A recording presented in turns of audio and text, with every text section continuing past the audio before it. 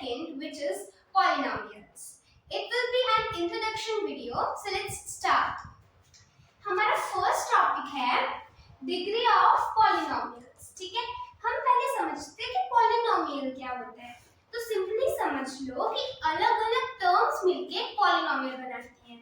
अब भाई ये टर्म्स क्या होती हैं, जैसे 3x हमारी एक टर्म हो सकती है, प्लस मैं लिख दूं 5, ये भी हमारी एक टर्म है, प्लस 7x स्क्वायर ये भी हमारी एक टर्म है, और ये पूरा क्या है हमारा पॉलिनोमियल. ठीक है, और आपने यहाँ पे कुछ नोटिस किया होगा कि मैंने कहीं पे तो x की पावर कुछ नहीं लिखी, मतलब 1 है. ठीक है, ये कहीं पे मैंने कांस्टेंट नंबर लिख दिया एंड कहीं पे मैंने x की पावर 2 लिख दी. तो इस पूरे पॉलिनोमियल में मैंने x की अलग अलग पावर लिखी. ठीक है, और इसमें जो हाईएस्ट पावर होगी ना x वेरिएबल की, वो होगी इस पॉलिनोमियल की डिग्री. ठीक है, डेफिनेशन पढ़ते हैं और क्लियर होगा. The highest power of x in px. In px का क्या मतलब है कि अगर कोई पॉलिनोमियल है और उसमें सिर्फ x वेरिएबल का यूज हुआ है, तो उसमें हाईएस्ट पावर जो होगी ना x की is called the degree of polynomial. Clear है? अब हमने डिग्री के बारे में समझ लिया कि डिग्री ऑफ पॉलिनोमियल क्या होती है. अब उस डिग्री के बेसिस पे ही हमने पॉलिनोमियल्स को 3 टाइप में डिवाइड किया हुआ है. First is linear polynomial, second is quadratic polynomial and third one is cubic polynomial. ठीक है, तो लीनियर पॉलिनोमियल में क्या होता है, ऐसा पॉलिनोमियल जिसमें जैसे मान लो कि x वेरिएबल ही हम लेके चलेंगे सभी में, तो x की वैल्यू हुई 1, x की पावर हुई 1. ठीक है, फॉर एग्जांपल 3x प्लस 4, ये हमारा क्या है, लीनियर पॉलिनोमियल है जिसमें x की पावर क्या है 1. फॉर एग्जांपल हम एक और ले लेते हैं, जैसे 7x प्लस 10, ये हमारे सारे लीनियर पॉलिनोमियल्स हैं. अब क्वाड्रेटिक पॉलिनोमियल में क्या है कि x की जो पावर होगी हाईएस्ट वो होगी 2. For example 7x square plus 4 plus 3x, ये जो है क्वाड्रेटिक पॉलिनोमियल है. अगर मैं यहाँ पे लिख दूं जैसे 8x square plus 4x plus 5x and ऐसे अगर मैं x लिखते जाऊँ ना, तो भी हमारा क्वाड्रेटिक पॉलिनोमियल होगा. और क्यूबिक पॉलिनोमियल के तो भी नाम से ही क्लियर है, इसके अंदर जो है x की हाईएस्ट पावर होती है 3. ठीक है, जैसे 4x cube plus 6 plus 5x. ठीक है, ये हमारा एक क्यूबिक पॉलिनोमियल. क्लियर है? हमारा नेक्स्ट टॉपिक है जीरोस ऑफ पॉलिनोमियल्स. अब ये क्या होता है, तो जैसे मैं आपको पहले एग्जांपल से ही समझाती हूँ. जैसे हम एग्जांपल ले लेते हैं 4x minus 8. ठीक है, ये हमारा लीनियर पॉलिनोमियल. अब मैं इसमें x की ऐसी क्या वैल्यू पुट करूं कि ये किसके इक्वल हो जाए, 0 के. ठीक है, अब जैसे मैं यहाँ पे x की वैल्यू पुट करती हूँ, 4 x की वैल्यू क्या पुट करी मैंने, 2 minus 8 is equals to 0. तो यहाँ पे 4 2 सा क्या होता है 8, और 8 minus 8 0. तो मैंने जब x की वैल्यू यहाँ पे 2 पुट करी, तो हमारा ये पॉलिनोमियल किसके इक्वल हो गया, 0 के इक्वल हो गया. तो इसलिए इस पॉलिनोमियल का 0 कौन है, 2. अब हम इसकी डेफिनेशन पढ़ लेते हैं. It refers to the value of the variable present in the polynomial equation for which the polynomial equals 0.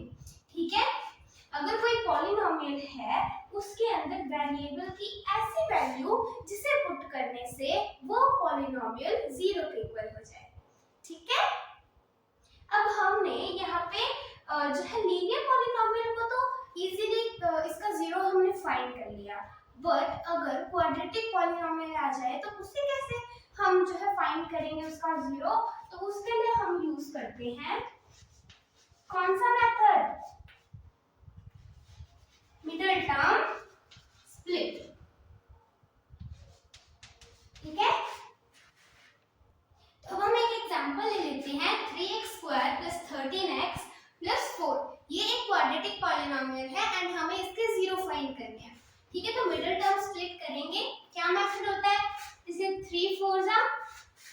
12, ठीक है, और 30। अब मुझे ऐसे दो नंबर्स चाहिए जिसे अगर मैं मल्टीप्लाई करूं तो आए 12 एंड प्लस माइनस करूं तो 13 आए। सिंपल है। कौन से दो नंबर्स लूंगी मैं? देखो 12 into 1 कितना होता है? 12 एंड 12 plus 1 कितना होता है? 13। तो इसलिए हम ये दो नंबर्स जो है वो यूज करेंगे। तो 3x square as it is लिखेंगे। ये और ये वाले नंबर जो होते हैं वो हमें एज इट इज लिखने होते हैं। इस मेथड का ही नाम है मिडल टर्म स्प्लिट, मतलब जो मिडल में होगी ना टर्म बस उसी को स्प्लिट करके लिखना है। प्लस 12x प्लस हम सीधा x भी लिख सकते हैं क्योंकि 1x और x इक्वल होते हैं, प्लस 4। ठीक है, अब इनके फैक्टर्स मतलब कॉमन निकाल लो। क्या आएगा? 3x बचा क्या? x प्लस 3 2 4 होता है, 3 हमने निकाल लिया तो बचा 4। ठीक है, अब इसमें जब कुछ भी कॉमन नहीं है तो प्लस 1x प्लस 4। ठीक है, अब ये दोनों कॉमन है, साइड में लिख लेते हैं वही 3x प्लस 1। ठीक है, अब हम इसको 0 के इक्वल रख लेते हैं। अभी ये हमारे जीरोस नहीं आए हैं, ये तो हमने सिर्फ इसके फैक्टर्स निकाले हैं। ठीक है, अब हम जीरोस कैसे निकालेंगे? ये जो हमारा एक फैक्टर है ना, इसको 0 के इक्वल रख लो तो हमारा x की वैल्यू क्या आ गई? -4। ठीक है, तो एक ये हमारा 0 है -4 और एक 3x प्लस 1 को रख लो किसके इक्वल? 0 के। सॉल्व करो, 3x is equals to -1 and जब 3 उधर जाएगा तो -1/3। ठीक है, तो यहाँ पे आपने कुछ नोटिस करा? देखो हमने जब लीनियर पॉलिनोमियल के जीरोस निकाले तो आया कितना? 0 कितने आए? 1 आया। ठीक है, जब हम क्वाड्रेटिक पॉलिनोमियल के जीरोस निकालेंगे तो 2 जीरोस आएंगे, हमेशा 2 ही जीरोस आएंगे। ठीक है, तो एक तो वैल्यू आई x की, ये मतलब इस पॉलिनोमियल में अगर मैं -4 पुट करूं तो हमारा आंसर 0 आता है, और एक मैं -1/3 पुट करूं तो भी आंसर 0 आएगा। ठीक है, क्लियर है? अब हम बात करेंगे ज्योमेट्रिकल रिप्रेजेंटेशन की, जिसे ग्राफिकल रिप्रेजेंटेशन भी बोल दिया जाता है। इसमें क्या है, हम जो है जीरोस फाइंड करते हैं ग्राफ्स की हेल्प में। अब वो जैसे हमने पीछे किया था अलजेब्रिक के अंदर, वो तो हमें करना ही है, बट एग्जाम में ना हमें कई बार ऐसे ग्राफ दिए हुए आ जाते हैं एंड उन पे ना ऐसे लाइंस होती हैं एंड बताना होता है कि बताओ इसमें कितने जीरोस हैं, है ना। तो इसलिए हमें पता होना चाहिए इसके बारे में। जैसे अगर लीनियर ग्राफ होगा ना, कोई लीनियर पॉलिनोमियल का ग्राफ होगा तो हमेशा स्ट्रेट लाइन होगी, ऐसे होगी या फिर ऐसे होगी। ठीक है, और अब हमें जैसे यहाँ पे px के जीरोस फाइंड करने हैं। ठीक है, px के जीरोस हमें फाइंड करने हैं, तो हमें पता है कि ये x एक्सिस होती है एंड ये जो है y एक्सिस होती है। ठीक है, अब यहाँ पे x है तो मतलब हमें x एक्सिस पे देखना है कि ये लाइन x एक्सिस को कितनी बार कट कर रही है। ठीक है, और यही अगर यहाँ पे होता y, तो हम y एक्सिस पे देखते कि कितनी बार उसको कट किया जा रहा है लाइन से, और उतने ही नंबर ऑफ जीरोस हमारे आंसर आ जाता। ठीक है, तो हम सॉल्व करते हैं। इसमें x एक्सिस को कितनी बार इंटरसेक्ट किया जा रहा है? 1। ठीक है, तो इस ग्राफ का नंबर ऑफ जीरोस 1 हो गया। अब यहाँ पे ये तो मैंने आपको बता दिया कि जो लीनियर पॉलिनोमियल का ग्राफ होगा उसमें स्ट्रेट लाइन होगी, और जो क्वाड्रेटिक पॉलिनोमियल का ग्राफ होगा ना उसमें हमेशा से पैराबोला होगा, मतलब ऐसे हो सकता है, सीधा यू हो सकता है और उल्टा यू भी हो सकता है। ठीक है, तो ये जो लाइन है ये हमारे क्वाड्रेटिक पॉलिनोमियल को जो है रेफर करती है। ठीक है, अब यहाँ पे हम एक्स एक्सिस पे देख लेते कितनी बार कट कर रहा है, ये 2 बार, तो नंबर ऑफ जीरोस कितने हुए? 2। और इसमें ये कितनी बार कट कर रहा है यहाँ पे एक्स एक्सिस को? 3 बार, तो नंबर ऑफ जीरोस हो गए 3। अब अगर आपको आ जाए ये जैसे आपका ग्राफ है एंड बताओ कि ये कितने नंबर ऑफ जीरोस है, कंफ्यूज हो जाओगे ना। मैं आपकी कंफ्यूजन दूर करती हूँ कि अगर कोई लाइन इंटरसेक्ट करे वो तो माना जाएगा ही जाएगा कि एक्सिस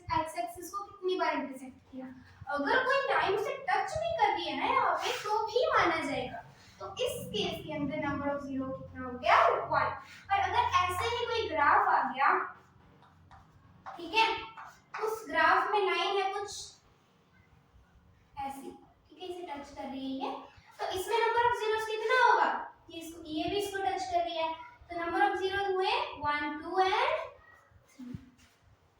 ठीक है, क्लियर है। तो अब हम बात करेंगे कोफिशिएंट्स की।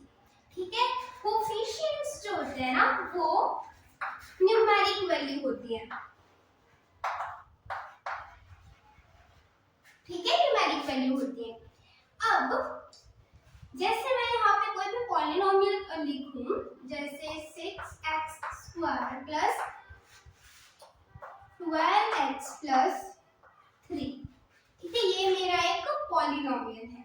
अब अगर मुझे जैसे x², ठीक है, x² के साथ न्यूमेरिक वैल्यू क्या है 6 है, तो ये 6 जो है वो x² का कोफिशिएंट है। ऐसे ही हमें पूछ ले कि x का बताओ यहाँ पे कोफिशिएंट कौन है, तो हम कहेंगे भाई 12 है। अब यहाँ पे हमें x का पूछा है, आप कहोगे कि यहाँ पे x 2 बार है तो ये भी तो हम लिख सकते हैं, ये ऐसे नहीं होता है। ठीक है, तो हमें अगर x² पूछा है तो डेफिनेटली वो उसमें होगा ही होगा। ठीक है, तो उसका हम आगे की न्यूमेरिक वैल्यू देख के बता देंगे कि ये इसका कोफिशिएंट है। ठीक है, ऐसे हमें पूछ लिया अगर x का, तो हम बता देंगे 12 इसका कोफिशिएंट है। ऐसे ही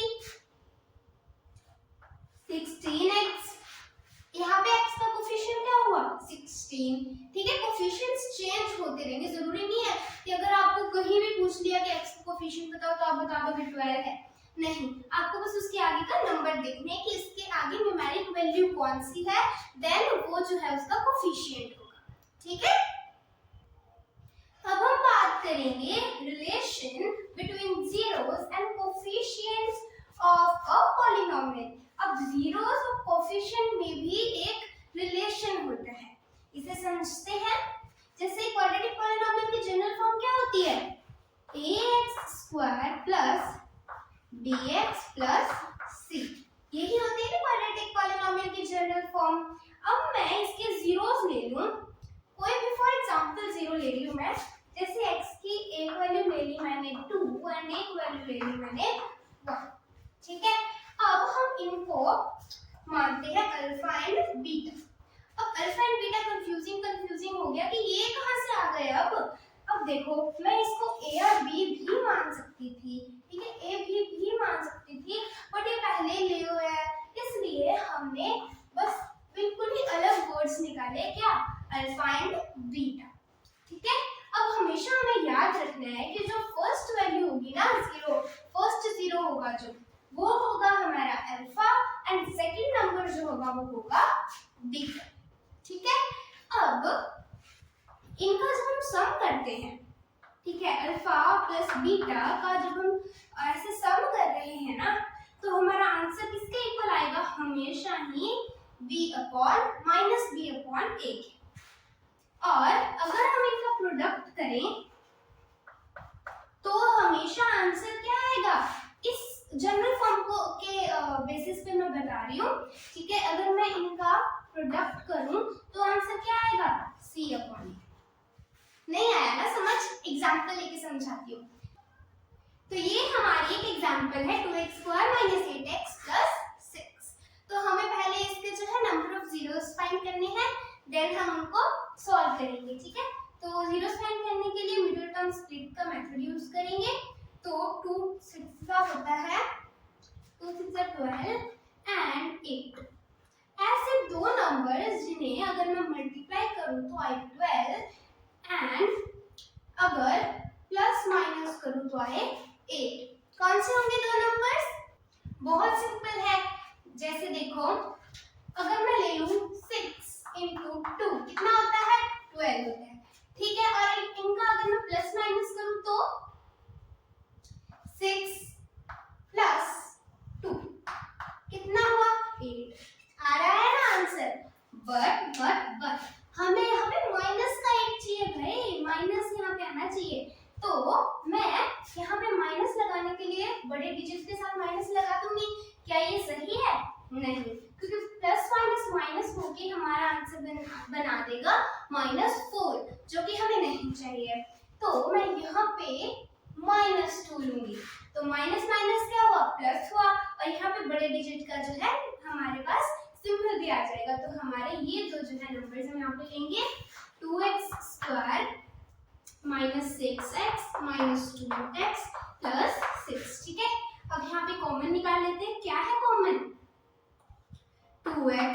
ठीक है, x -3 ये बचा अंदर, क्योंकि 2 3 से 6 होता है, 2 निकाल दिया 3 बच गया। अब इसमें क्या है कॉमन, 2 है ना, यहाँ पे माइनस आएगा -2 एंड अंदर आएगा x -3। यहाँ पे मैंने माइनस कॉमन लिया है इसलिए यहाँ पे बच गया माइनस। ठीक है, और 2 3 से 6 होता है तो 3 हमारा बच गया। अब x -3 और एक और फैक्टर कौन सा है, 2x -2 इज इक्वल्स टू 0 रख लेंगे और फिर सॉल्व कर लेंगे। x की एक वैल्यू क्या आएगी हमारे पास, x -3 को जब हम 0 के इक्वल रखेंगे तो x की वैल्यू आ जाएगी 3। एक तो क्या आ गया हमारे पास, ये अल्फा है क्योंकि फर्स्ट वैल्यू आई है। ठीक है, ये अल्फा है एंड जो ये है 2x -2 सॉल्व कर लेते हैं। -2 = 0, 2x = 0 नहीं रहेगा यहाँ पे जाके प्लस हो गया एंड यहाँ पे x = 2/2 आंसर आया 1। ये हमारा बीटा है। ठीक है, अब जो मैं यहाँ पे कह रही थी आपको सम और प्रोडक्ट, ये जो मेथड है ना सम और प्रोडक्ट वाला, ये बेसिकली हमारे नंबर जो हमने जीरोस निकाले उनको वेरीफाई करने के लिए होता है कि क्या ये सही है। तो कर लेते हैं, अल्फा प्लस बीटा करो भाई, क्या है 3 + 1। ठीक है, 3 + 1 कितना हुआ 4। और मैंने एक और बात बताई थी कि ये हमेशा किसके इक्वल होगा, b/a के। तो यहाँ पे माइनस b हमें यहाँ पे लेना है। ठीक है, तो b की वैल्यू क्या है -8, तो यहाँ पे माइनस तो रहेगा ही और b की वैल्यू -8 है और a की क्या वैल्यू है 2, तो यहाँ पे माइनस माइनस प्लस हो जाएगा। तो हमारा आंसर क्या आएगा 8/2 and when we cut it then हमारा आंसर आ गया 4। ये भी हमारा सेम है और ये भी सेम है, तो सम करने पे हमारा आंसर किसके इक्वल आया, तो ये सम हमारा एकदम करेक्ट है। एंड अब हम प्रोडक्ट करते हैं अल्फा और बीटा की, तो 3 × 1 तो 3 आ गया। अब मैंने ये कहा था कि ये c/a के इक्वल होता है। c की क्या वैल्यू है 6, ठीक है 6 है एंड a की क्या वैल्यू है 2, कट कर दो, क्या आंसर आया 3। ये भी दोनों सेम है ना। तो इससे हमारा ये वेरीफाई हो गया कि जो हमने 3 और 1 नंबर ऑफ जीरोस निकाले हैं, ठीक है 2 जीरोस हमने निकाले हैं, इस पॉलिनोमियल के बिल्कुल करेक्ट है। यहाँ पे मैं आपको एक और चीज बताना चाहूंगी कि जब हमें क्वाड्रेटिक पॉलिनोमियल दिया होता है और उसके नंबर ऑफ जीरोस हमें निकालने होते हैं, तो हम कौन सी जनरल फॉर्म यूज करते हैं, ax² + bx + c। ठीक है, बट हमें ऐसे भी दिया होगा कि उसके सम जो हमने अभी किया अल्फा और बीटा का सम एंड अल्फा और बीटा की मल्टीप्लाई हमें आंसर दिया होगा। जैसे फॉर एग्जांपल प्लस है उनका सम है 4 एंड प्रोडक्ट है 1। ठीक है, और हमें कहा होगा कि इसकी क्वाड्रेटिक पॉलिनोमियल बनाओ, तो हम एक और जनरल फॉर्म यूज करते हैं, वो है x² -